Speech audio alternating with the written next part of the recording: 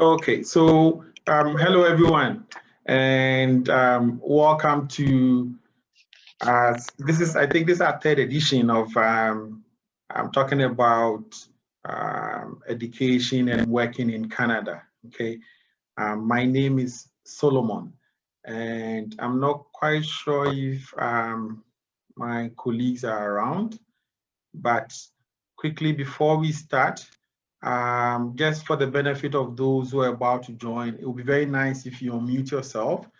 I'm sorry if you mute yourself, but if you have a question, you can unmute yourself or maybe type, but I'll prefer that we chat, okay? So I really like the chatting part. I don't want it to be like I'm the only one talking, okay? So please, if you have questions, feel free to interrupt me, and then you can ask your questions, okay? And if you can't hear me or if there's a noise or anything, yeah, please feel free to let me know so that I can adjust the system as well, okay? Okay, so let's talk about Canada, right? So it's part of North America. That's, the continent. So that's there's nothing we can do about that. Now, it's one of the largest owned lands in the world, and it has 10 main provinces. Okay, so this is what I want to take note of. This one here is a province. Now, when we talk about province, just like we have in Ghana, it's called the regions, right?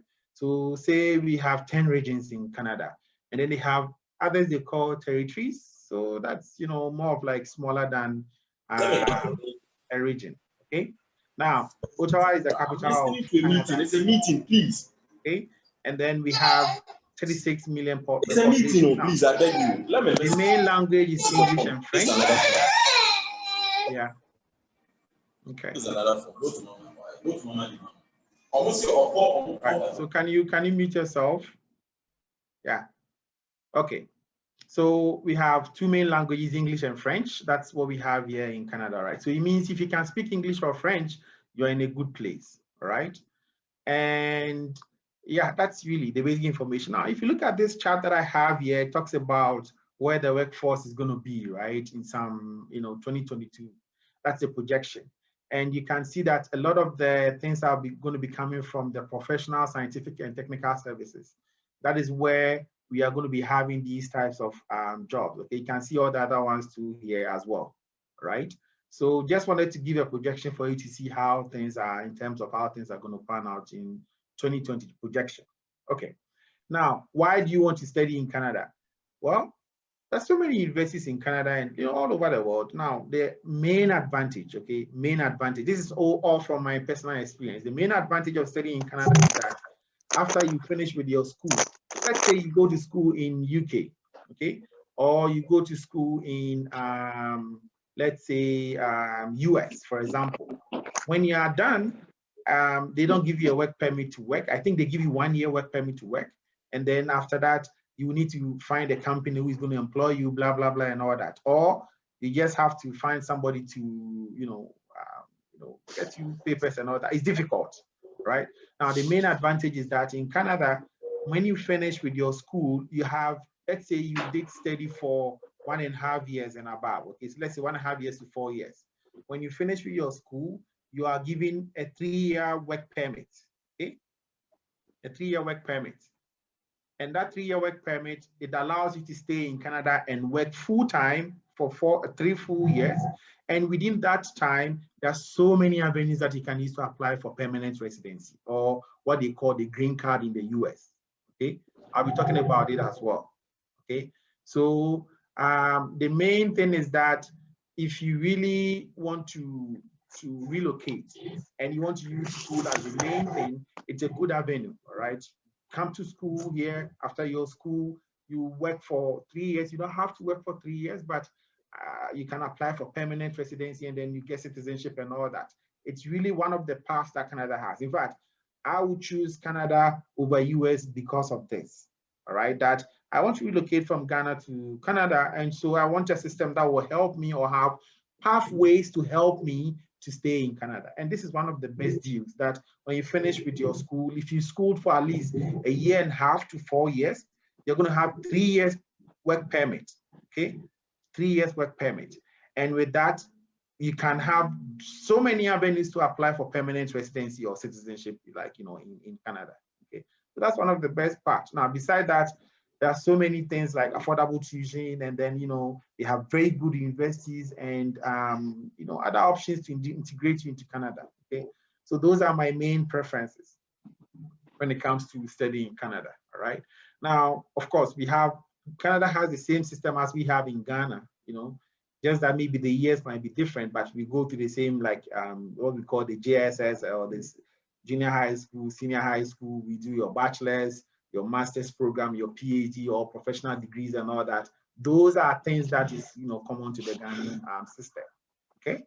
And my focus today on the education part will be on those who want to do a master's program or PhD or a certificate program, those kind of things. Yeah, I'll talk about that before we move on to the work permit and then the permanent residency, okay? All right, so these are some of the very good universities in Canada, so many of them. Now, in Canada, that's one thing I love about the Canadian system. There is not like one big university that has all the goodies, and then all the other universities are just there. But here, it's every single university is structured to favor the province that the university is in, all right? And they pump a lot of money in it, a lot of money, okay, so that people can actually enjoy some of the things when they are studying. So it's really, really a good deal, all right? Now, if you want to consider grad school, why do you want to do a master's program in the first place? Why? If somebody just said, oh, I want to relocate to Canada, so I want to do a master's program, that's fine. And somebody also said that, okay, I really want to get a better job from the one that I have right now, and so I want to study in Canada or that kind of thing. Well, if you're a continuous learner, or if you want to have experience for research, okay, it's actually a good deal for you to really get some education in Canada, right? Because Canada is really a lot of research.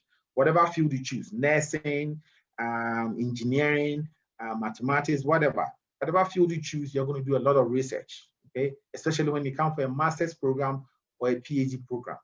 You're going to do a lot of research that is going to give you a lot of experiential learning, okay? So it's really good. If you want to go back to Ghana, wherever you want to stay, it's really a good deal when you have some of these things, okay? And then you also have, one of the things you want to look at is whether you want to work in industry or academia. Okay, so some people want to stay in industry. Okay, now my personal advice: if you want to stay in industry, there's no need to get a PhD degree or anything like that in Canada. It's very good to go for what we call the certification programs. Okay, certification programs. Now, with the certification programs, it means that you really are going to get trained on specific in specific professions, and after that, you can actually apply for jobs. Now, industries in Canada are not looking for people who have PhDs or anything like that. No, there are very few industries that are looking for people with PhDs. All right. So if you want to really go into industry, then think about your master's or your PhD again, because it might not be a good path for you. But again, all the people who finish their master's program, if they are looking for industry, they also get a job in industry as well. So you cannot really rule it out. Okay. Now, if you want to go into academia or research, if you really want to do stay in the field of research or academia, then of course you don't have any path than to go through the master's and PhD programs and blah blah blah and all that. Okay. So those ones you don't really have an option. And then it depends on your professional goals. So sometimes when you have a master's program in some of the companies in Ghana, they're actually going to move up the rank because you have a master's program. So it could be a motivation why you want to do a master's and all that. Okay. Now, one of the things you have to watch out for is the location of the school. This is really, really important. Don't just pick any school and then you attend in Canada. You really have to look at the location of the school, because there are a whole bunch of things that actually link to the location of the school, like jobs, like paths to get your green card, or what we call the permanent residency. So when I say permanent residency, I mean the green card, okay? That's the Canadian version. So Canada calls it permanent residency, but US, they call it the green card. And so it's important that you look at some of these options when you are looking at the location of the school. For example, if you want to become a permanent resident, it's really good to stay outside Ontario. Okay, so this is one of the regions. It's one of the regions in Canada. It's called Ontario. That's where I am right now. All right, and the reason is that Ontario has a lot of the jobs. In fact, you end up in Ontario anyways, because all the big jobs and everything, they have it in this region. Okay. However, if you come fresh from, let's say, Ghana, and you come to a place like Ontario, it's difficult for you to really get your permanent residency or your green card unless you go through the federal level.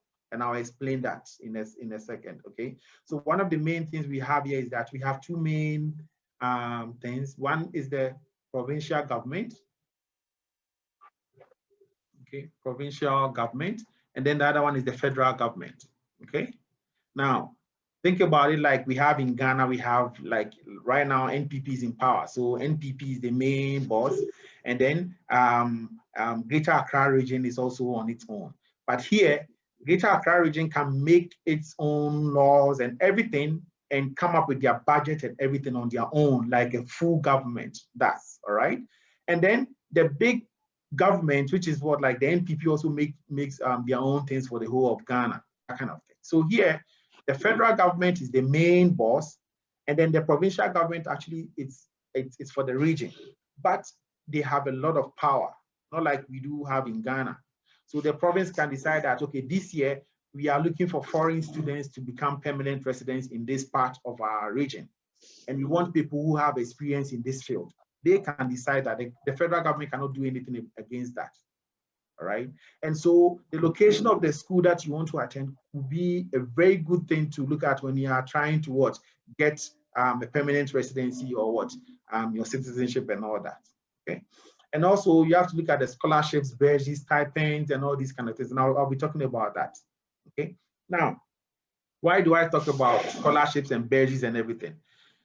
If you attended a university or if you went to school in Ghana, all right, and then you have your bachelor's already, and you want to do, let's say, a master's or a PhD program. If you have a first class or a second class upper, trust me, you don't have to pay for your tuition fees when you come to Canada to school for a master's program or a PhD program. You don't have to, okay? And the way it works is that the government, so I'm a prof. One thing I do is that I look for money. Where do I get the money from? I do applications to government organizations. I do applications to companies. Industries come to us that, okay, we have this problem, we want you to solve for us, okay? And so they give me money. Now, the money that they give me doesn't go to my pocket. Now, I use that money to pick a student from, let's say, KNUST and bring them over. Okay, come and do a master's program with me. And I give them that money. And then that money they use to pay their tuition fees, and then they can use some for their accommodation and their food. Now, it's not going to make you rich, but you're going to be comfortable in terms of you don't have to worry about tuition fees, you don't have to worry about accommodation, you don't have to worry about food. I came to Canada with only $50 in my pocket, okay? When I go to Toronto Airport, I had $50 in my pocket. But again, I was on this scholarship thing, and so everything will be paid for, all right? Now, this is not really like a scholarship. We call that the research assistantship, all right? Research assistantship. And so with this research assistantship, the main thing is that you want to really know, how can I get a research assistantship? Because I know a lot of the problems in Ghana is that when I want to go for a master's program, I don't have money to pay my tuition fees. So how can I get one? All right, the answer is that if you had a first class or if you had a second class upper, you shouldn't pay for your master's or your PhD, and I'll show you how. Now, if you have a second class lower, okay, there are things you can do to also get some of these stipends, and I'll show you how that is done. Okay. Any questions before I continue? Any questions? Any questions on this? Yeah. Yes, So when you say if you have a first class or a second class, it doesn't apply to all fields, or all fields. they still have an advantage? No, all fields. All fields. Social sciences, whatever field you did in Ghana, they do. In fact, master's program in Canada is all research based. Okay, you are going to do research in the lab. People think that the research is really, really tough and all that, but it's really not that tough. Okay, it's not that tough. You can easily do it if you went to school in Ghana. Anybody can easily do that. Okay, so it applies to all the fields. It doesn't matter whether if you did mathematics or if you did socials or human, how do you call that? The sociology and all that. It's all part of it. Okay, it's all part of it. Any other questions, please? Hello. Yes, please go ahead. I'd like to find out what if you have second class lower division, but then you have a master. Sorry? Yes. So you have a second class lower, but then you have a master's. Yes. Yeah, so that's in fact that's really a good thing, all right. So if you have a second class lower and you've already gotten a master's, nobody's going to look at your bachelor's, they're just going to look at your master's transcript. Okay, so it's a good, in fact, it's one of the tricks you can use to easily get your admission. Okay, but I'll show you some other tricks as well as we move along. Okay, please, any other questions? Any other questions? All right, let's move on. Okay, so think about it. If you are, let's say, if you want to apply for a school in Canada, one of the first things that you have to start with is you cannot just, okay, this is this. You can't apply to the university directly, okay?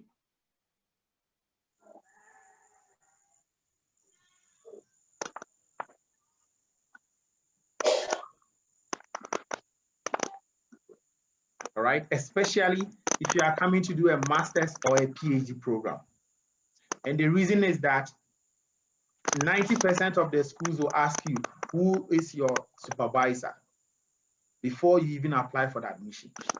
All right, now I'll show you the variations, but this is about 90% of the applications in Canada. And the reason is that, as I told you, when I get the money, okay, if I go and apply for money from a company or from the government or whatever, that I'm going to do A or B research, okay, the main thing is that I want to be able to,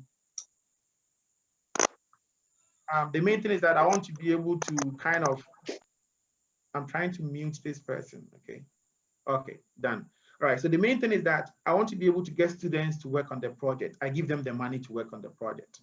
So if you are applying for admission, for example, this is really, it applies to engineering students, for example. It's like, it's always like that. For engineering, you don't have a way out. If you did engineering in Ghana, for example, or if you want to come and do your master's in an engineering field or a PhD in an engineering field, you need to find a supervisor or a professor who is willing to supervise you, okay, for your PhD or your master's, okay? If you don't find one, you can't even apply to the school. Or if you can apply, but we are just going to throw your application away.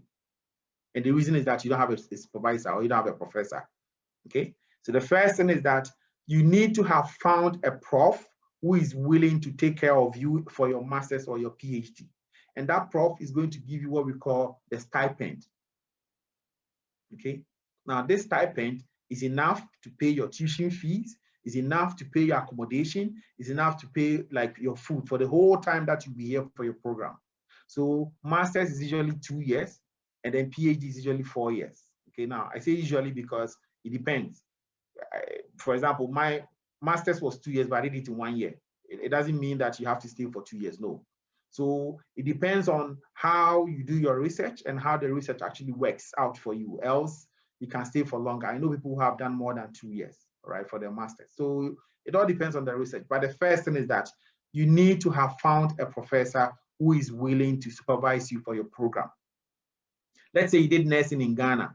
You want to come and do a master's program in nursing. Of course, it's the same thing. You need to find a supervisor who is willing to supervise you for your nursing. Because here, when you're doing a master's program, you're going to be doing a lot of research. And the research supervisor is the one who is going to be paying your tuition fees, is the one who's going to be paying your accommodation and food and everything. Okay. So in fact, you get paid every month by the same prof. And so the question is, how then can I find a prof who is willing to pick me up and then take my, so that I can apply for admission? That is the first challenge, okay? In fact, that is why I have this, we have this webinar, all right? And then after that, you can prepare your application. Look, if you have a prof who says, yes, I'm going to pick you, regardless of whether you have a lower or upper or whatever, you will get admission to the school, whether they like it or not. Okay, so when I go to Ghana, like let's say I go to Ghana and I pick a student from KN University, whether the university likes it or not, they will give admission to the student because I want that student in my research group and I want them to be part of my group. So here, the professors actually have a big say in your whether you are getting admission or not. It's not the school that really determines, you know, some basic things would have to be met. But once a prof says, I want you, that's it. They are coming for you. Okay. Please, any questions on this? Any questions? Yes, I have a question. Yes, please go ahead. My name is Victor Abediate. Hello, Victor. So, yeah, you remember me. Yes. So, I was wondering, but in that case, that means that I need to write a letter to the professor and convince him that I want to do some masters with the institution before I can even do the application. Exactly. Oh. Exactly. And about the stipend, like we're talking about. So you mean that the professor is the one going to pay all these tuition fees, everything on my behalf? Exactly. Okay. Yeah. For the visa application, if let's say you are coming from Ghana, and then you have to apply to the embassy, for the Canadian embassy to study your master's, how would you prove your financial, prowess? That's a good question, Victor. So the main thing is that the prof is going to write a letter to you that, okay, I've picked Victor. He's going to be a master's program, and I'm giving him this amount of money for his school. Okay, so there will be a letter coming from the prof. There will be a letter coming from the university, and you add that to your document to apply for a visa. That's just one like a scenario. Let's say I've completed mechanical engineering at PNU. Okay, so I want to do my master's in mechanical engineering at Toronto. So how much is the prof, for example, going to put aside for me to come and study? Like, in terms of how much how does the letter come? Yeah, like how do I write to the prof that I want to come and study with you? Because I'm asking this not for myself, but for the other people. And I realize you are recording it, so maybe in the future somebody would like to watch and understand. So yeah, so Europe, that is, we have it as part of this slide. Okay, I'm going to show you how that is done. Great. Yeah, I'll be showing how that is done. Yeah, I will watch the rest and see how it goes. Okay, any other questions, please? Okay, so let's hello, Prof. Yes, please go ahead. Good evening. I would like to know if connecting with a professor, does it only apply to engineering students or other fields? All other fields, sociology, nursing, medicine, wherever you come from. So far as you really want to do a master's program or a PhD program. Now, this is different from if you want to do a certification program, okay? But if you are coming in for a master's or a PhD, regardless of who you are, you need to find a prof. Now, that is 90% of the work. Now, the issue is that some departments don't have this scenario. So for example, mathematics department in some other schools, they don't have this scenario. And what they have is that every student applies to the department, and then they set up a committee, they pick the top 20 students, and then they give them the money. In this case, the money is not coming from the prof, it's coming from the prof, but it's given to the department to distribute to students. You know what I mean? So those ones, they about, if you go to every university, one department decides to do that, and that's it. But majority of the school, they always have to have what? You have to have a prof who's going to pay your tuition fees, who's going to take care of your research. And so you would have to really contact a prof before you apply to the school. Let's say you are from sociology, right? It's the same thing. I know all the social sciences department, they do the same thing. You have to find a prof who is willing to sponsor you, and then the prof will actually give you all the things that you need to be able to apply. Let's move on. So we have now, before you have to get a prof. I'll show you how you do that, okay? And then once you have a prof who says, yes, I'll pick you, then you can now go and look at the requirement for application for admission. Then you can now get your reference letters, your transcripts, your resumes, blah, blah, blah, blah, and then you send it to the school to apply, and then, you are done, right? So that's how it actually works. Now, let's move on so that we can finish with some of the things on how to. So do you need a supervisor? The first thing you have to check is that, do you need a supervisor? And I'm saying that for 90% of all the cases is yes. Some few departments, few of them, okay? I know, for example, if you go to the University of Manitoba, the statistics department, they have the departmental system. They don't have the supervisor system. they will ask that you apply to the department, and then the department will set a committee and select the top 20 students and give them the money so that they come. So in that case, if you are not among the top 20, you're out. That's how it works for some department. But 90% of the departments in Canada here, you have to find a prof who is willing to sponsor you before you apply. Okay. So how then do I identify potential supervisors? How can I find somebody? Okay. How can I find somebody? Now, the first thing is that you really have to make a good approach to the prof, and I'll show you how all these things are done. Okay. So you just have to look. It's a matter of looking. There's nothing that you have to look. All right. So, but prof, before you get there, how do we locate the university first? Okay. So I'll show you. Uh-huh. Can you see my screen now? Yeah, we are seeing the Zoom 5.42 is here. Okay, so let's say if I go to, I'm at York University, so I'm going to use York University. Okay, so you go to York University. Victor, what department are you? Like, what program are you from? Well, not for me, but actually I'm doing MBA already. But okay. Yeah, I want for mostly for other people who are working. All right, so let's say I just wanted to know, like, do they have to look university by university, or do you have one portal where you can find all universities in Canada? You can find all the universities on Google, just as simple as all universities in Canada. Okay. Oh, okay. Yeah, you can find them in Canada. In fact, you can find them province by province. You have a list of all of them. Let me give you an example of what I'm trying to say.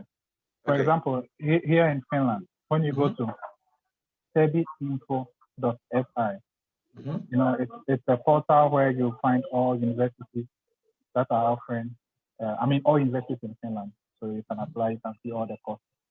Or let's say if you go to daad.de in Germany, you will find all the universities and University of Applied Sciences. So I was wondering, does Canada have that one portal where you? Oh, okay. No, I don't know of any portal where you have a list of all the universities and so people can know. You just have to use Google to find them, right? If there is, I'm not aware of any. Maybe there is, but I'm not aware of any. Okay. So one of the main things is that so the main thing is that, for example, if you can search the university that you want, you can in fact restrict your search. This is just Google search. Okay. Now, first question: if you can't look for a university, I don't think you are qualified to even apply for a master's or a PhD program. Okay. So that's one of the main things. So let's say I'm from York. All right. So I'm a mechanical engineering prof. So first thing I'll do is that I'm from mechanical engineering KNUST. So I'll go type York University mechanical engineering, for example. All right. And now, when you click on York University Mechanical Engineering, you can actually go to the portal where they have these things. Like, you know, so this one here is for those who want to pursue undergrad program. So I can click on program details and then I'll check that. But that's not what I want. I want the one for grad school. Okay, so I can go back and type mechanical engineering grad school or graduate studies. Okay, like that. And then one thing I can actually do is that when you click on this portal, it shows you the mechanical engineering department, all right? Their main program website, okay? So you can check all the things that they have over there from the mechanical engineering department. So let's say I can go to programs, all right? And then I'll type something like, let's say graduate studies. And then they're gonna ask me what type of program. Let's say, computer science. Let's go to computer science, for example. And so I can go to their website, this is the website for computer science, all right? So for computer science alone, you can actually have their main website where you can find all the profs that are in the computer science department, okay? Now, all of them, when you go, they have the faculty directory. Every university in Canada has that, every single one of them. So these are some of the profs let's see, let me go pick one, mechanical. If I go to mechanical, I'll just filter it out. So please, you have to know how to, so these are some of the profs in mechanical, all of them, all right? Now, one thing I want to show you, when you click on the name of the prof, something is going to come. Can you come again? We saw you there. Oh yeah, if you click on the name of the prof, right, you're going to see something like this. And now they have their own website, okay? So when you click on this prof's website, you can see the things that she's doing at York, the people that she's working with, and all the things about the prof, okay? In fact, you can find her phone number, her email address, every single thing about the prof. Okay, and then you can talk to the prof if you're interested in the research that they are doing. So here she talks about, in fact, if you go to the research, she talks about the type of research that she's doing. She's doing something in system design and development of smart materials or smart systems, experimental characterization, and all these kind of things, all right? So it means that if my field, or if I'm interested in this field, I can actually write to this prof. Now, that is what we are going to be talking about here in terms of what type of emails do you send? How do you send them? And what do you need to send to the prof, okay? That's why I wanted to show you how to find the prof in the first. So at least if you can go to Google, type the name of the school or type the name of wherever you want to go and go to the department. All the profs are listed there, their telephone numbers, their emails and everything, all right? Now, the caution. In fact, it was one of the main things that actually motivated us to start this program. And the reason is that it seems there's nobody in Ghana who is coaching Ghanaians to contact profs, okay? And so if you look at the emails that the profs get from US, they get from Germany, they get from China, from Iran, it's very different from when you get an email from somebody from Ghana or Nigeria, okay? So the main thing is that connecting to the prof and contacting the prof is important, but you really have to be careful how you contact the prof, because your first contact email can actually disconnect you from this whole process, okay? All right, let me show you one simple thing before we come back to the slide. People are raising their hands, but I want to, can you write down your questions so that we look at it later on, okay? As simple as sending an email to the prof, attaching your CV and your transcript to the prof, okay? And then letting them know that you saw their profile and you are very interested in the research that they are doing. Okay, that is what, it's as simple as that.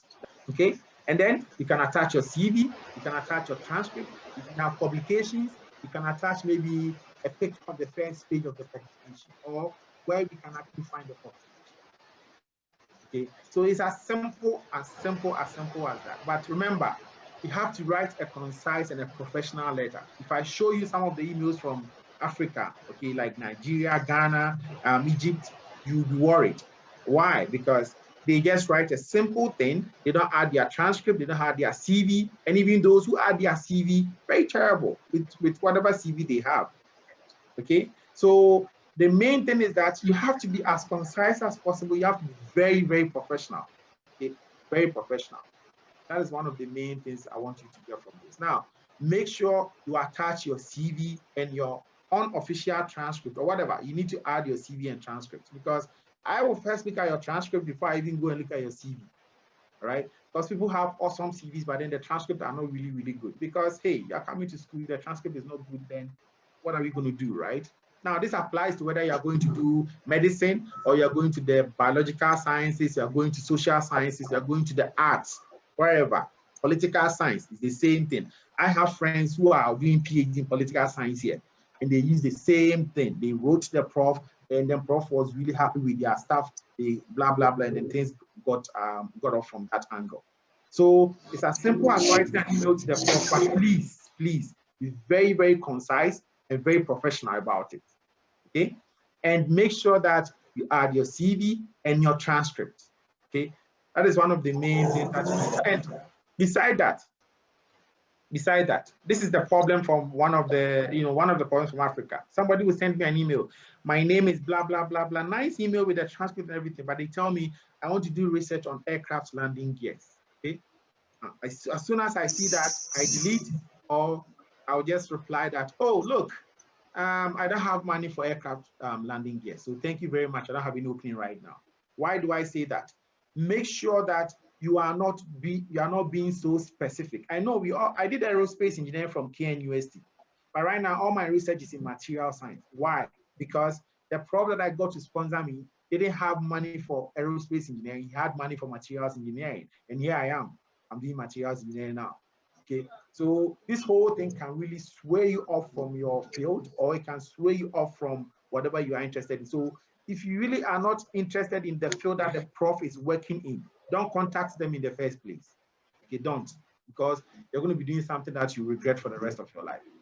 Okay, so if the prof is doing something on, let's say, GIS systems, and I'm very interested in GIS systems, of course, I'm going to write to the prof and say that I saw your research profile on GIS, blah, blah, blah, blah, blah, and I'm interested in your research, and I wanted to know if you have any open position for a graduate student. In that case, you leave your options open. You don't kind of say, okay, I want to do this and this and this and this. And the reason is that I might not have money for that. Okay, so right now, let's go to my page. I want to share something with you, okay? Okay, so if you go to my research website right now, this is my research website, okay? And then I have a whole bunch of things. I talk about the research areas that I'm working on, okay? I have my lab team. You can actually see them here. We have so many things that goes on, you know, and all that. All right, if you come to my research field, I have 4 main things here, okay? Now, the question is, you don't know which of them I have money for right now, okay? I can tell you that right now, I have money for the first one. I don't have money for the last one, this one, okay? And so if somebody contacts me that they want to do this type of research, I'll tell them that, hey, thank you very much for your interest in my research. I don't have any open position right now. So why don't you leave your options very open rather than being very, very specific, okay? That is 1. 2, people send the emails and then they copy 2, 3 different profs. I have somebody from Ghana, he sent me an email and then he copied 3 other profs. Now, that is a no, no, no, no, no, no. And the reason is that, 1, all the profs meet and talk. And so you sending an email to 3 profs, it shows that you really are not serious. You don't even know what you want to do. You just want to leave Ghana, right? And that is really a no, no, no. So imagine one department has about maybe 30 or 40 profs, and you want to pick different profs and send emails to them. You have to be particular about it and send to 1 prof at a time. And you have to really tailor the email to the prof's research and leave your options open. So if somebody tells me that, oh, I'm from KNUST Material Science Engineer, I had a first class, blah, blah, blah. I graduated in 2019, and I wanted to find out if you have any open position in materials. I'm very interested in your research profiles, especially A, B, and C, blah, blah, blah, that kind of thing. In that case, you leave your options open, okay? You leave your options open, and then you send to 1 prof at a time, attach your CV, attach your transcript. Okay, so that is one of the things that I want to really bring out, because I see a lot of the emails from Ghana and they are sending it to different profs. In fact, the email doesn't even have like a simple thank you to finish. They don't write their names. In fact, some of the emails that people even used to send. So I got an email and then it says what? Post. It's like a very unprofessional email, all right? And that's what they were using to send. Look, even with the professional ones, I'm deleting them. So you give me a reason to delete yours, right? And that's the same for other profs. It's not like they are being disrespectful, but I wake up in the morning, I have over 120 emails to respond to. Do you think I have time to be looking for students? No, I'm just going to delete everything, right? I'm just going to delete everything that comes in there. So it's important to really know what you are writing and being professional about how you write it. And then you don't tell them that you want money or anything. You don't tell them that you want sponsorship or anything. No, you tell them that you want to join their research team. And they know very well that if they pick you to join their research team, it means they are going to give you money to pay your accommodation and your tuition fees and all that. Okay, that's the main thing. All right. Any questions on this, please? Before I move on, just on this part. If it's not on this, I have a question. yes, please go ahead. So you keep saying you keep deleting most of the emails that come your way. So how exactly do I catch your attention? So when you see my email, you do not delete it. Nice. That's a good question. So one of the What's, first things you can do. Is it a subject I have to put in place or something? No, it's good. It's good. Now, one of the first things you have to do is that when, for example, in my case, when I wrote the email to the prof, luckily for me, I knew somebody who was from Ghana and he was also a student at the department. So I sent an email to the person that this is what I'm doing. Can they follow up for me? And then they went to the prof's office and they spoke to the prof about me. And that was it. Okay. So one of the main things that the Indians and then the Iranians have been doing is that they will send the email to the prof, but they will send their friend who is in the school or wherever to go follow up for them. And that's a very good strategy, I can assure you that. At least 70% of those people will get good responses, because at least I know that there's somebody from that department, and then they are already here, and this person is actually kind of canvassing for somebody else. So I know it's going to be a good deal. So it's a good thing to, if you have somebody there, to contact them. 2, I have people who call my office phone. Who call my office phone that, hey, I have submitted my application to you. I wanted to find out if you have an open position. I did not get a reply back, and I know you are busy, but I wanted to find out if you have any, if you are accepting new students. That's a good option too. You can call them on their phone. If you go online right now, all of them, they have their mobile phones there, like their office phone numbers there, and they do pick up. So it's a good time to talk about that, right? Now, one other thing that my very good friend, I'm not sure if he's on, George. Is George on? Yeah, so George talked about this last time, that, as I said. Yes, well, I'm here. I'm here. So George, do you want to talk about the time to send and then some of the experiences you've had with that? All right. Yeah. So, like as Solo is saying, the timing is also very crucial. For instance, we are in Ghana now. It's almost 7 p.m. And if I want to send an email to a professor in Canada, first thing that you also have to look at is the time difference. Because if, for instance, Solo keeps saying he deletes his emails. He deletes his emails because when he gets into the office in the morning, he has over 100 emails.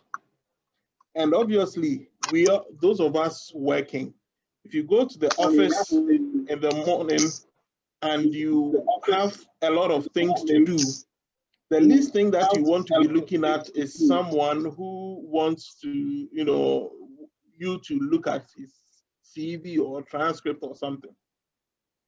But then toward all of us, those of us who work, or even, almost all of us, towards the end of the day, you realize that you are a bit liberal, you're a bit free. Or maybe after lunch, you want to, catch some small time to rest before doing anything. So if a professor wants to look at it, the right time to make sure your email gets to the professor is at these times that ideally he'll be free.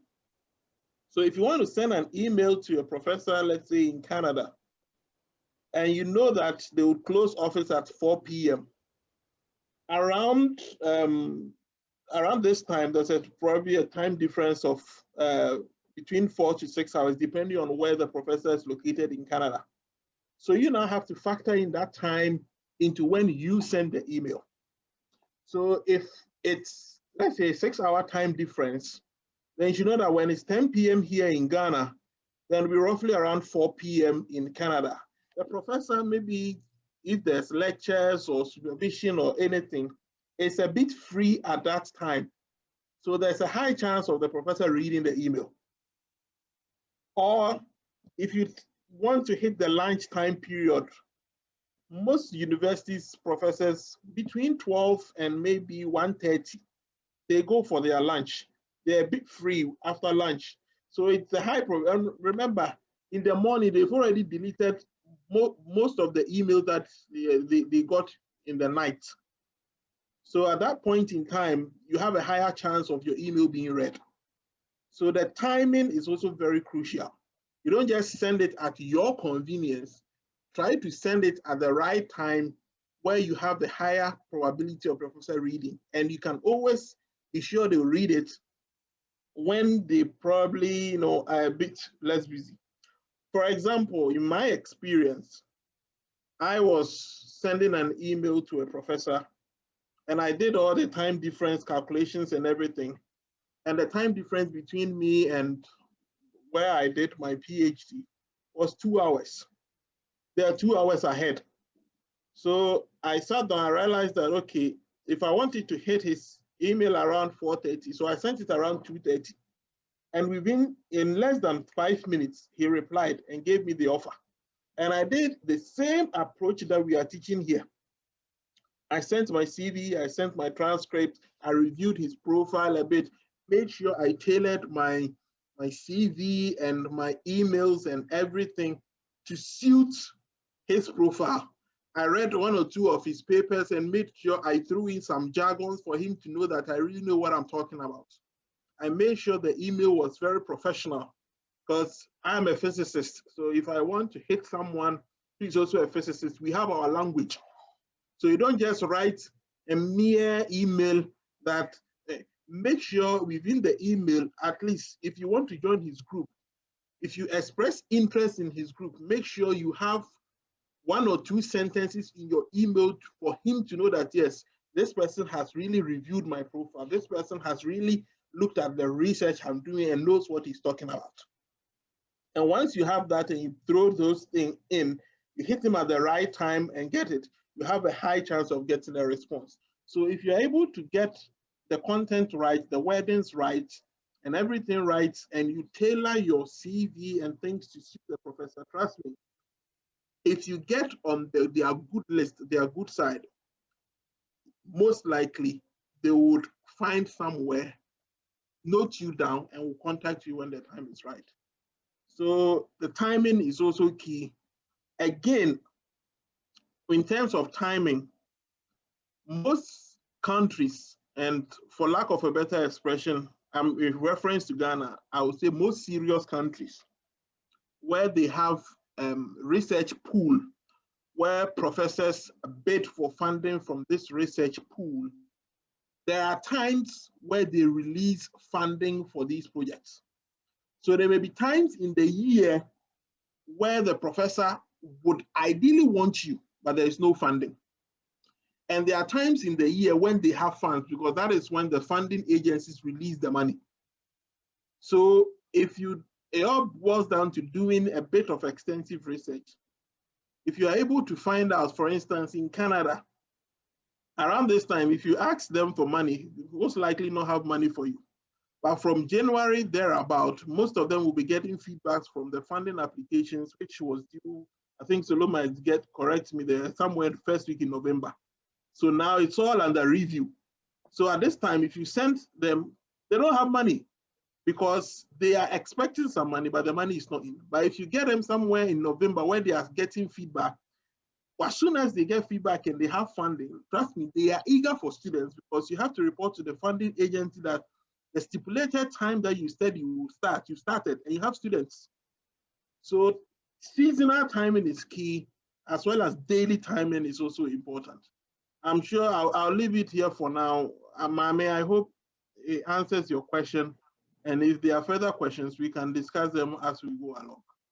Okay, thank you very much, Dr. George. Hello. Hello. Let's wrap this up and then we'll go back to the questions. Okay, let's wrap this up.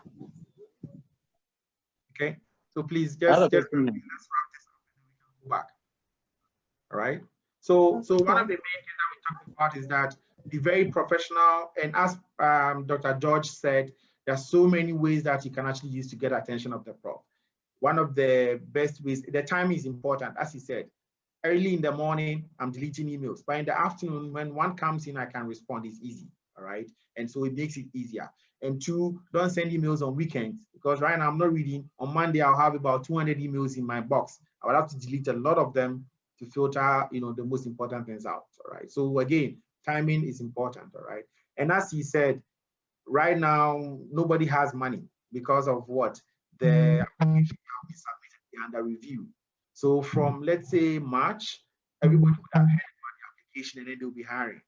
Again, profs can keep your file and then they'll get back to you. That is, depends on how you wrote your stuff and what you attached to it, all right?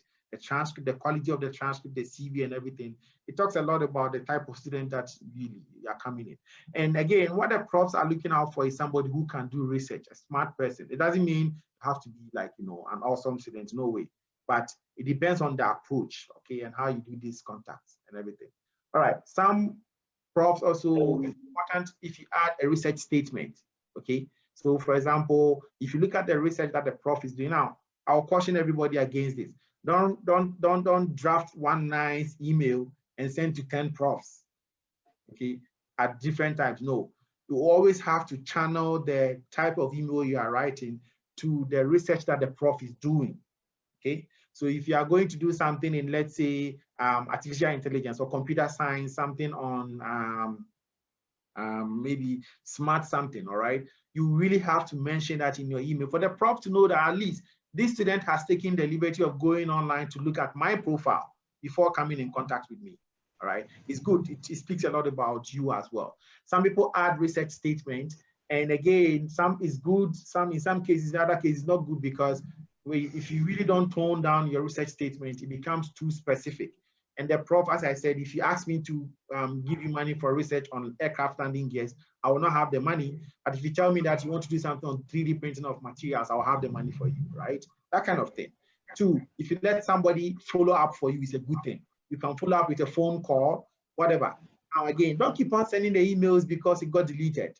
No, no, no. You have to find another way, all right? Because as I showed you in my email, the student kept on sending every time and I also kept on deleting, right? Your repetitive emails is not gonna help you in any way, because look, I'm not just looking at it, I'm not, all right? And two, if you write a research statement, make sure that it's really kind of a little bit general. Don't be too specific, else it pushes you away from what the prof was at. Now, this is for the money to come in.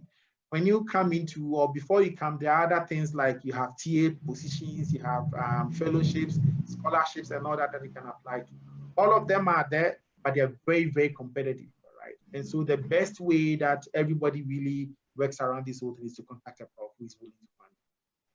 All right, right now, let's move on. We'll come back to this. So you can find the contact emails, the phone numbers, office times, everything of the prof. Now, I have people from Iran. In fact, the Iranians are doing a good job, I can assure you that. Okay? Iranians, they send me emails, they go and find me on LinkedIn and send me email on LinkedIn. They go and find me on whatever platform you are on, they are finding you and send you emails. Well, you would think it's a bad, but hey, if they really have what I'm looking out for, why not? Maybe they are forcing you to look at what they have, all right? So it's really a smart way around things that you can actually address this. Now, let's say you contact the prof and the prof says yes. It's not going to be a yes straight away. A lot of them will call you and interview you. Okay, a lot of them will call you, and I'll give you a scenario. Two of my students are online, so they can attest to this. My students are doing a very good job at York University. So there's a prof there who saw them and like, oh wow, your students even come to work on Saturdays and Sundays. I want to get 2 Ghanaian students to try and see if they are this good, right? And quickly, I told them to get them somebody from Kenya. So they got these first class students from Kenya and other places. And then the profs called them for interview. Now, remember, if the prof wants you, okay, they will call you for an interview to ask you a few questions. What are they trying to find out? They want to find out whether you know something about the research that they are doing, and at least the fundamental knowledge in that area. So a lot of the profs will call you for an interview. I can guarantee you that. So when they call you, they really want to know, does this person really have the fundamental knowledge in the field? Do they know something about what I'm doing? Can they really adapt to what I'm doing? You know, these students, they had first class, but the interview was really, really poorly done. I didn't know. In the morning, I went to campus, I saw this problem. It's like, wow, how did these people get first class from Ghana? Because he was asking them basic questions, and according to him, these people really did poorly. And that's it, they didn't get the offer, even though the prof has already said yes. Okay, so the interview alone can throw you off.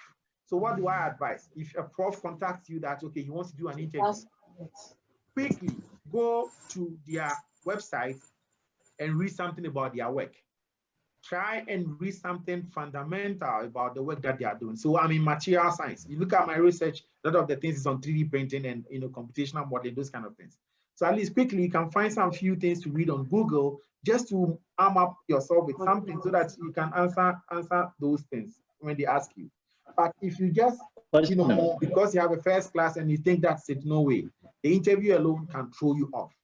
That is one thing that I want you to get at the back of your mind. Okay. So with a CV, I'll come back to the questions. With a CV, please, there's a very good write-up on how to come up with these very good CVs. All right. How do you write the CVs and add cover letters? Now, Ghana CVs have birth dates. Some of them even have their citizenship and whether they are Christian or not. I'm like, really? After university, you still write a CV with whether you're a Christian or what? Where did you go to school, you know? So please, these things have to really change, all right? I see CVs and then they have their birthdays. I'm a Christian, and they have what? A male. Look, it doesn't mean anything. In fact, it really shows where we are coming from. Nobody wants that, okay? Go straight to the point. If you don't know how to prepare a good CV, please find out how to do that, okay? We have some other videos on how to prepare good CVs, all right? Because it speaks a lot about you. If you are writing emails, your CVs with your religion in there, your date of birth in there, and I'm like, really? You know, who does that nowadays? All right. So please make sure you're writing good CVs, and don't write a lot in the emails that you send to the prof. It has to be very concise, straight to the point, and let them know that at least you have read something about their profile from the website that they have. Okay. Don't send multiple emails to the same prof, and don't send one email to multiple profs at the same time. Okay. And I have something on there. I'll post it so people can actually have access to it on the CV. All right. So that is really the main thing. Now, if the prof actually says yes, trust me, you are coming in. If he says no, you have to keep on looking. Okay. I had already sent emails to a lot of the profs, and all of them said no. Now, with this one, the reason why I got in was because my friend went there and he spoke to the prof on my behalf, and that's how I came to Canada. All right. My emails and everything didn't do it. It's because somebody went in there to talk. All right. So all these things are very, very important. Following up, how to follow up, talk to your friends, talk to people to just go in, and then you can actually get some of these opportunities. And as George said, some of the profs are not looking, some of them are looking. And I have a platform. I'll be sharing some of the profs that I know they are looking, so that if you are from that field, you can actually contact them. Now, one thing that might not be that good is for people who want to do MBA. So MBA, I know they also do some of these things, but MBA is a little bit different. Okay, and the reason is that they don't do heavy research. Some of them do, but usually for MBA, you would have to pay your way out. Okay. Now, two, if you have a second class lower, let me give you a scenario. Second class lower. I have somebody who has a second class lower, and the person really had a good info about me. Okay, so I'm looking for somebody who is very good with what we call, if you are from engineering, we call something finite element analysis. Okay, and I'm looking for a student who has a great deal of expertise in this field. This guy has a second class lower, but he had done a lot of computational modeling and simulation, and so he had a lot of experience in finite element modeling. That is what I need. Whether he has a second class lower or whatever, so far as he can meet the admission criteria, I'll pick him. That's it. Okay. So having a second class lower, one of the things you can do is either you do a master's program somewhere in Ghana or something, so that the attention will shift from your undergrad to your master's, or you really find the profs and the field you want to go to and learn some of the things that they really need. In that way, you become an asset to the prof. So if you are really good at finite element analysis, I really don't care whether you have a first class or second class law or whatever. I'm looking for this, and so I'm going for you. That's it. You have the job, you know. And it's something that people don't know. They think that if I have a first class or if I have a second class lower, that's it, I'm done. No, it's not. And if you do a master's, again, it shifts the attention from the master's to the undergrad to the master's. And lastly, before I wrap up this one, if you have, let's say, a lower, and you cannot do a master's, you cannot actually upgrade your yourself with some of the softwares and everything that they have, you can apply to do a diploma or a certificate program.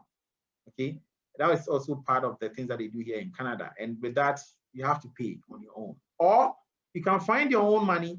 Let's say right now, if somebody sends me an email that, hello, Professor Solomon, I have my own funding, I want to come and do my master's under your supervision. That's it, I'll pick you. Hey, I'm not paying, why not? Okay, so people do that, especially from Nigeria. I get emails from Nigeria where they have their own money and they want to come and do their master's under my supervision. So in that case, if I really look at their stuff and I talk to them, I think they are good, I'll pick them. Okay, and that is how some of the people actually come up.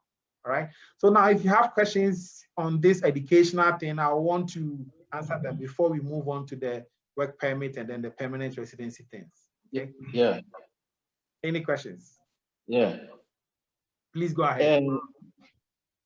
Speaking of the timing, Mm-hmm. so supposedly we all get this timing right, and again the 100 emails comes in. What happens? Do you still delete someone? Can you please come again? I said, assuming we all get this timing right, Mm-hmm.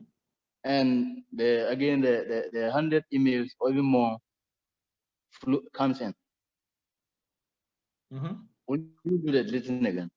Yeah, so it's so this is the issue. There are so many profs. There is no way that everybody be writing to me. No. Okay. People are writing to other profs and all that. Okay. So when it comes. Mm-hmm. But since we cannot send the email to different profs, only one profs. Yeah, you can send to, you have to send one to one prof at a time. For example, somebody sent me an email that they want to do research in tissue engineering. Right away, there's a flag because look, did you even see my profile? I'm not doing anything on tissue engineering. So why will you send me such an email that you want to do something tissue engineering? All right. So this student obviously is not a good student. I'm not even going to read the email. As soon as I see something, I'll just delete it. All right. Because hey, it doesn't. So there are ways that let's say we all send it to the prof at the same time. Trust me, it's not going to be one prof at the same time. But again, if I'm looking, I'm looking. If I'm not looking, I'm not looking. That's it. And since we are talking about attention, I'm considering the student who has been sending you the email and you keep on deleting. We are talking about attention. He has gotten your attention. You are aware that he's trying to reach out to you, and you keep on deleting. So I'm just assuming if I'm the one, how can I get your attention again? Okay, so you want admission to school, all right? And you are sending me your CV. What will I do with your CV? I need a transcript and I need a CV as well, right? So this person is not getting the basics right. He's sending me only CV without transcript. How do I judge whether this is a good student or not? Okay, because I want somebody who is smart, who can do the research in the lab, and then I'll also get what? The worth of my money, right? So in that case, the foundation is really not right. You can't send me only your CV and you keep on sending me your CV. What am I going to do with it? I want to see your transcript. What did you do? What did you get? That kind of thing, right? So that is the issue. And two, if I'm not looking, regardless of how you catch my attention, I'm not looking. I'm only going to keep your profile or your transcript and your CV is very good, and I'll contact you if I have money. And I think, and just as Dr. George said, our friend got the same offer in that same format, right? Write to the prof, oh, I don't have money now. Your stuff is really good. I'm going to keep it and I'll get in touch. Sometimes I've kept people's profile and I've contacted them even though they never wrote back to me to find out whether they are still looking. You know what I mean? Okay, so let me chip in here. You see, one thing that we should all have at the back of our minds, and let's be honest, it is not easy to get full funding.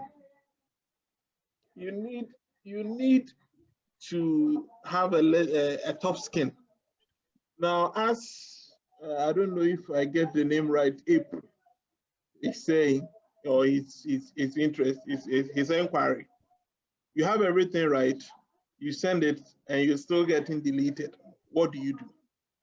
Then you should, or if you are really interested in the group, then like what I said, the timing, you get a timing and everything. You may get the 24-hour time difference right, but maybe you are not getting the seasonal or the fund allocation time where the grant proposals hit.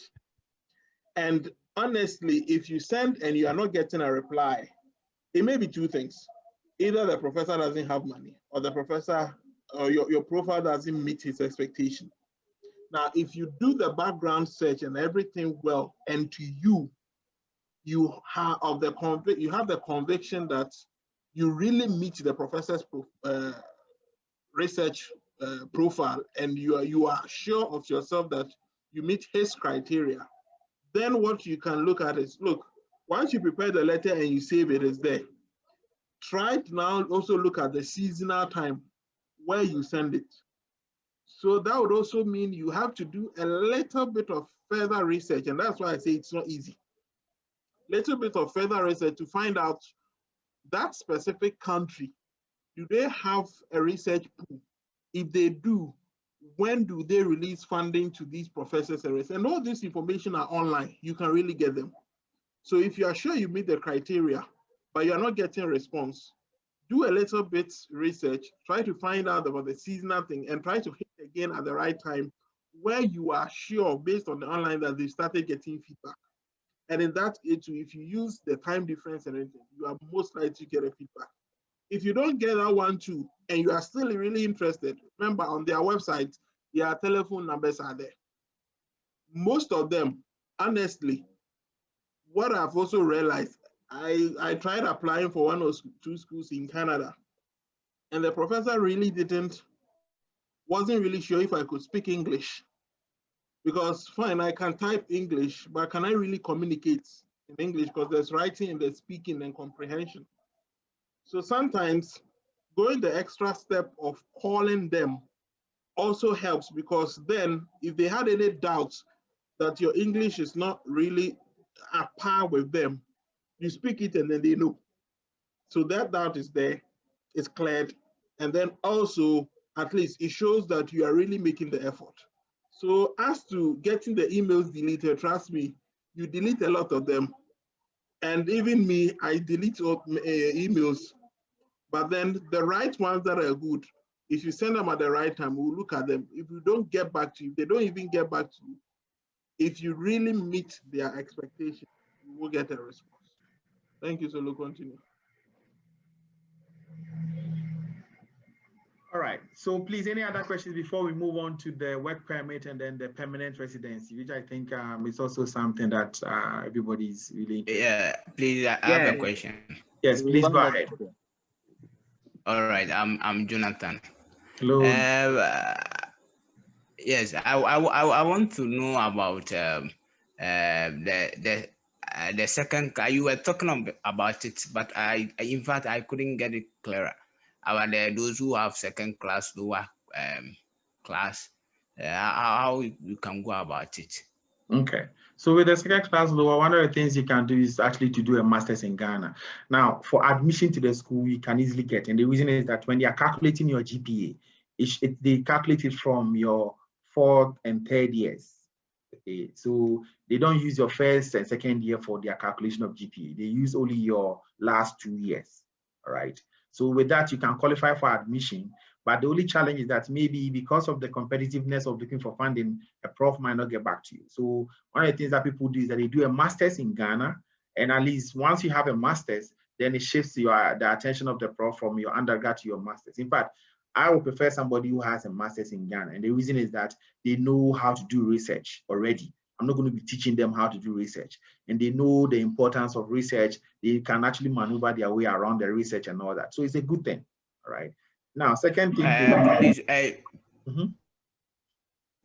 What about some of us who have a research or a master's degree program in other countries like UK, which is not in Ghana?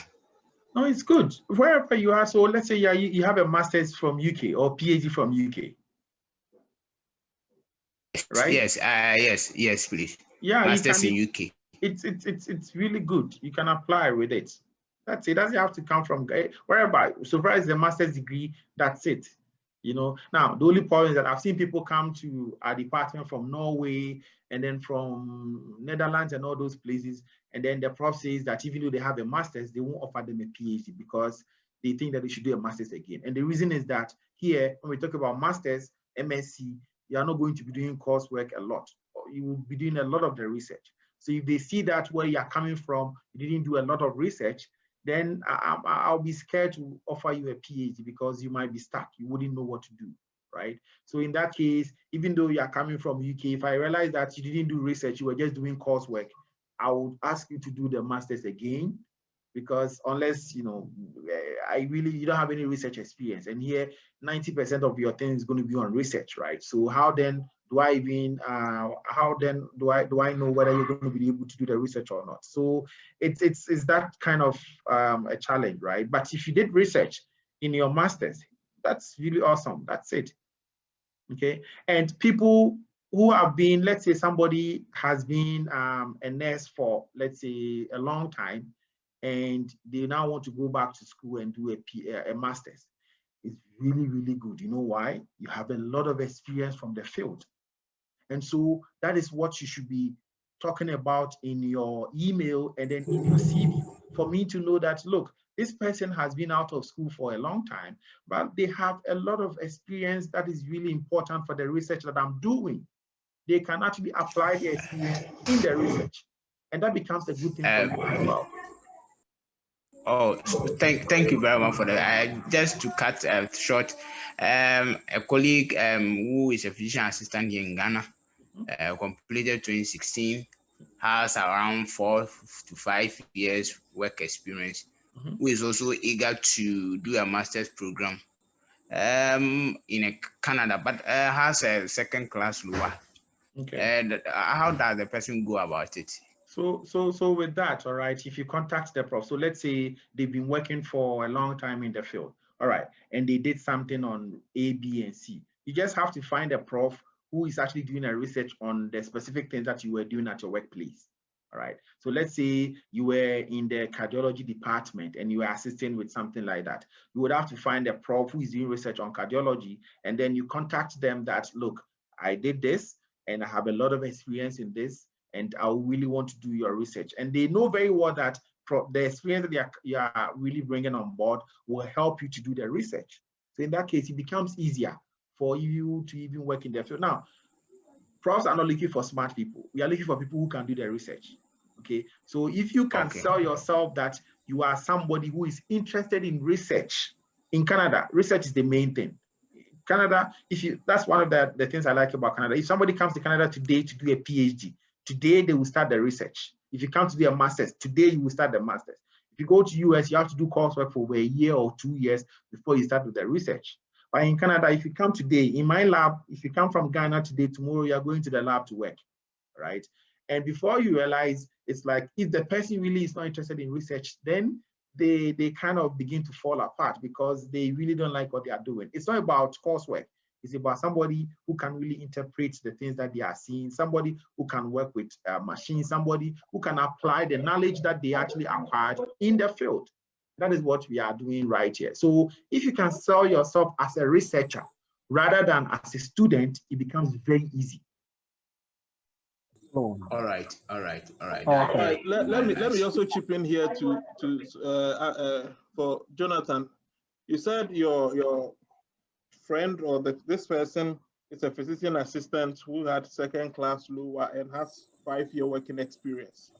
Now, what you should take note is that for masters and PhD, it is purely research oriented.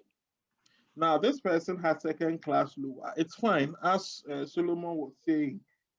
They mostly look at your last 2 years and not so what you did in first year, because mostly in Ghana, first year is where we do the non-fac courses. And then the last 2 years is what you really focus on your area. Now, this person who has 5-year working experience, what I would advise and a way to go about it is that on his CV, he should translate his working experience as a physician assistant into research-oriented fields. For instance, in Ghana, most CVs you write, for instance, I'm a teacher. If I'm a teacher, I would probably be saying that, look, I teach and handle courses, I do this, which is mostly what people do. You know, TAs, they'll say they are teaching assistants and they were grading student courses or helping them do laboratory work. That is a bit vague. But then the same thing, for instance, with a physician assistant, if the person just helps the doctor, what aspects of the physician assistantship can the person translate professionally into a research-oriented angle? So the 5 years experience, you go to the hospital, you are taking what blood pressure, you are treating people for malaria or doing that. Can the person find a way to relate his everyday activity in the hospital to something that can, you can churn a research topic out of or a research area out of? And then on his CV, that the person can write that for him. So instead of basically saying, I treat people for malaria, you can, you can look at it as a research perspective that, okay, in that area, there are this aspects which you think are the causes of malaria. So as a physician assistant, you are, as I treating, you are investigating why A, B, C is also causing malaria and what you can do.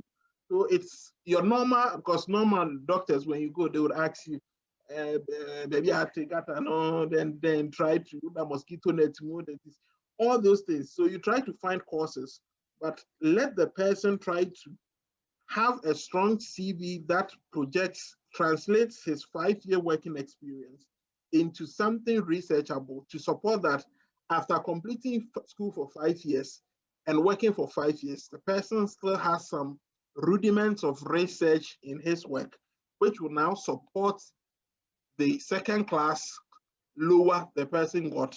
So now experience will now come in, and once you have good experience and you support the academic prospects, all things being equal, you should be at par with someone who had a first class or something. I hope you get the impulse of what I'm saying. Yeah, I have a question I want to come in.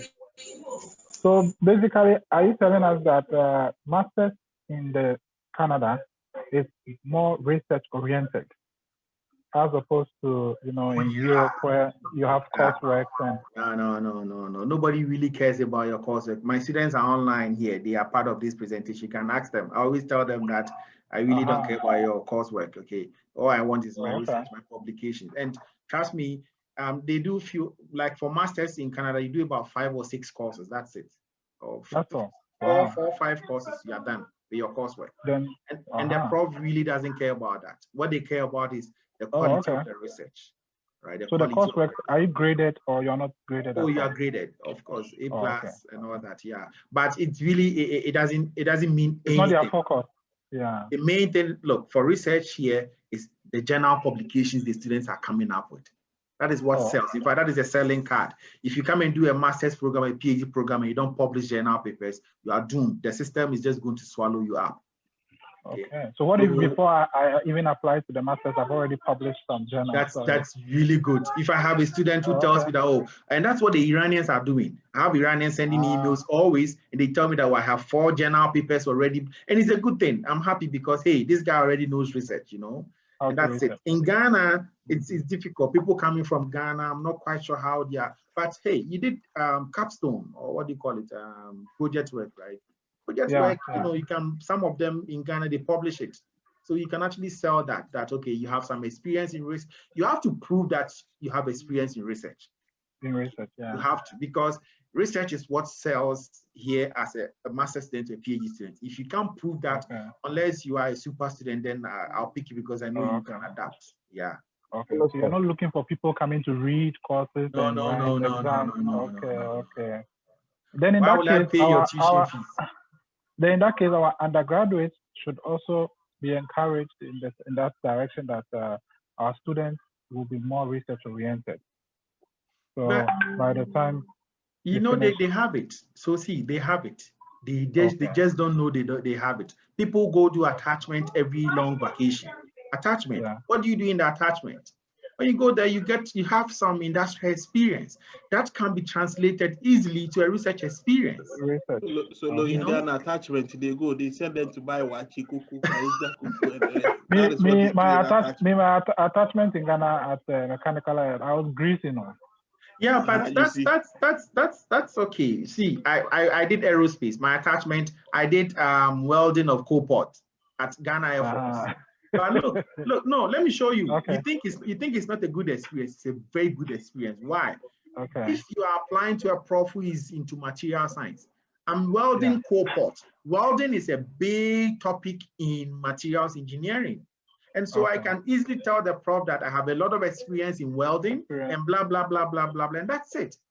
People just don't know. People are working at Temaoi refinery and all that. They don't know how to translate their experiences towards research. Yeah. So that is a whole topic on its own, how to translate. Because this is the same when I went to like Germany. As soon as I got to and even undergraduate course, as soon as I got to the undergraduate course, they pushed me straight to the lab and I started doing research. So I'm a bit like, I was wondering, okay, so this means this is exactly what you guys are doing in Canada. Straight to the lab, do the analysis, bring it to bring the report to the professor. Okay. Exactly. That's great. Exactly. All right. So Hello, let's Prof. wrap up on this Prof, part of sorry. education so that we move on to the Hello, work Prof. permits. Okay, let's talk about that now. One thing is that I have. Solo, I think Yawamwa has been wanting Hello, to ask a Yao. question Please for go ahead. Let's The take last Yao's one, and question. then we will move on. Okay, we have to Yes. finish with the work permit. Yes, thank you very much for the opportunity. Yes, I have a question, but it's quite tailored Okay. to my persona. Sure. So I have second class degree from Tech, Okay. second class lower from Tech, and Okay. I have over 10 years working experience in Zenith Bank. Okay. And I'm an IT guy, so I work with Nice. Zenith Bank, Ghana Limited in the IT department. Nice. I worked with customer service. I've also worked in database management, and I was mainly in charge of software, the main core banking application that the bank was using. And currently, I'm doing my master's in computer applications in India. So I'm currently in India, you know, and I want to. Please go ahead. Did we lose Yao? Okay. India, internet good now. Yeah, so as Yao is saying, all right, you have a lot of experience. Okay, the issue is how do you translate those experience into what a very good CV to show that you have research experience. In fact, in your case, you are lucky, you are even doing a master's program, so you don't even have a problem. All the attention is going to be on the master's program, what you are doing in the master's. So it's you have all the right things. So one thing I'm doing is that anytime I see any open position, people who have contacted me, I send it to them. So if I see a prof who is looking for a student and then they ask me and you are in my database, I just send it to you. All right. Prof is doing something very good because if you come to where I work, consultation is 300 just to talk to the lawyer, you know, to get all these advices and stuff. And Prof is trying his best to make things easy. Do you get it? So you guys should like encourage people. If you see that Prof has put to their events, buys, whatever, pay for it. It's not something that you are not going to get something out of. Do you get it? So you should also try and support Prof. Spread the news. Yeah, you know, I'm a Ghanaian, so why not? Why don't we help Ghanaians? And trust me, Ghanaians are very smart. When they come here, they do very well. And I can, if I tell you the number of Ghanaian professors in Canada, you'll be shocked. People just don't know them. Almost every single university has at least one Ghanaian prof I know. Almost, not everyone though. Okay, so please, a lot of these profs are looking for students. Let me give you one example. I only have students from Ghana and some Iranian students right now. I'm looking to diversify my research group. So I'm looking at China and some other place. The same way, a lot of the profs also have opportunities for white students because they are white, right? And they want to diversify their research group. So they want to look outside for blacks and all these kind of things. But no black is really sending. And those who are sending are really sending horrible stuff, all right? And so we're like, okay, let's help people to write good stuff to profs, get them connected, and that's it. You get opportunities. Right now, okay, yeah. So please, we've been talking for too long. We've taken your time for almost like 4 or 5 hours. I think it's a good place to stop. And thank you very much for coming and staying this long. And for those in Ghana for wasting your how do you call it, your bundle or what do you call it, internet, whatever. Okay. And I'm glad that you came.